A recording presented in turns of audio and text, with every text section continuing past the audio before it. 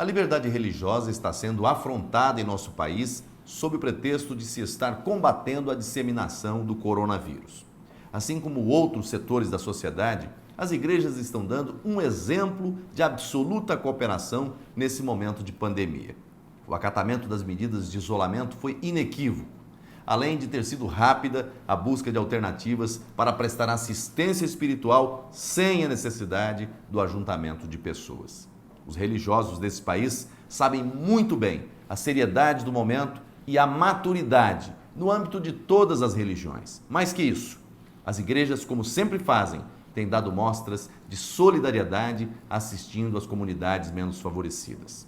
Apesar disso, estão sendo vítimas de abuso de autoridade, de abuso de poder.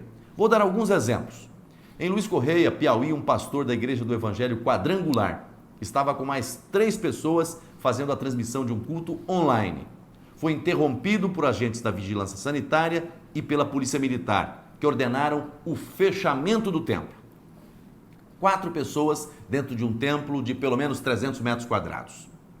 Em Poços de Caldas, Minas Gerais, o reverendo Ronaldo Melo, da Igreja Anglicana, conduzia uma celebração, também online, auxiliado por 4 pessoas, dentro de um templo com mais de 200 metros quadrados.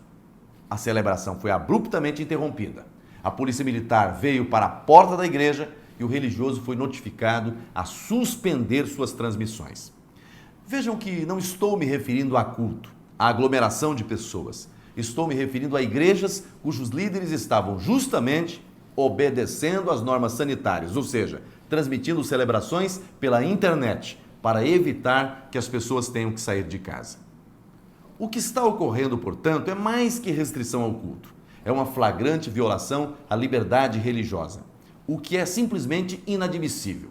Em João Molevade, Minas Gerais, o pastor Jesus Jânio estava dentro do templo com a esposa, a filha e um voluntário da igreja. A mesma cena, polícia militar e fechamento do templo. Em Forquilinha, Santa Catarina, uma família de 5 pessoas realizavam um culto doméstico. A polícia militar compareceu e fez interromper a oração.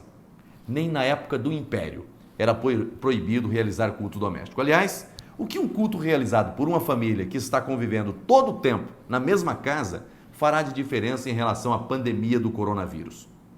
Será que é a oração que transmite o vírus? Tenho recebido também notícias do meu estado de Rondônia, que estamos apurando melhor. A situação chegou a um ponto crítico, que não pode ser tolerado. Todas essas ocorrências estão registradas, inclusive em vídeo. Na prática, os pastores estão perdendo até o direito de posse dos templos. A pandemia do coronavírus é uma realidade e precisamos adotar todas as medidas possíveis e cabíveis para conter a disseminação do vírus. Isso, todavia, não é uma licença para o arbítrio e para a supressão de direitos e garantias fundamentais tão caros como é a liberdade religiosa.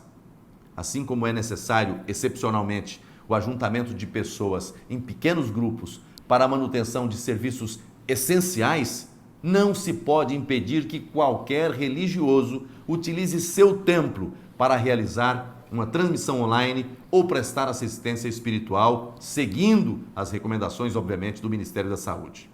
As autoridades sanitárias têm competência para exigir, no âmbito administrativo, que sejam cumpridos os protocolos necessários à proteção da saúde, tanto do indivíduo quanto da coletividade. Mas jamais podemos cogitar ser possível fechar um templo.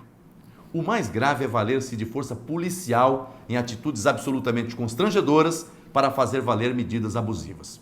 Mesmo as medidas sanitárias cabíveis devem ser tratadas como questões administrativas e não criminais. O caminho é a orientação, a notificação e, para o caso de desobediência, comunicação à autoridade policial para apurar eventual delito de natureza penal.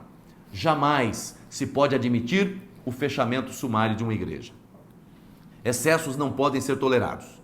Estou enviando o pedido de providências ao ministro da Justiça, Sérgio Moro, e ao Procurador-Geral da República, Augusto Aras, porque estamos tratando de uma liberdade inviolável, garantida pela Constituição Federal e, além disso, vamos adotar todas as demais medidas que forem necessárias para a cessação do arbítrio. Muito obrigado.